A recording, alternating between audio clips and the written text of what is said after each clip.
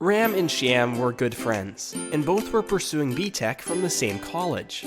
Last summer during the vacations, Ram enrolled for an IT course in Career, whereas Shyam spent his holidays doing nothing.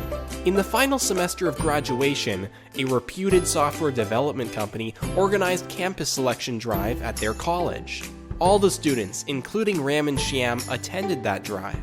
During the interview, the panel raised a series of questions like, do you know what is a pointer? Do you know what functions and its variants? Call by value and call by reference. Can you write a program on sorting? Ram managed to reply to all the questions confidently and professionally, with peer demonstration due to the fact that he passed Career certification program. Impressed by his knowledge, Ram was offered the job. However, Shyam could not get through the interview and later joined Career certification program to hone his skills and learn the next generation technologies.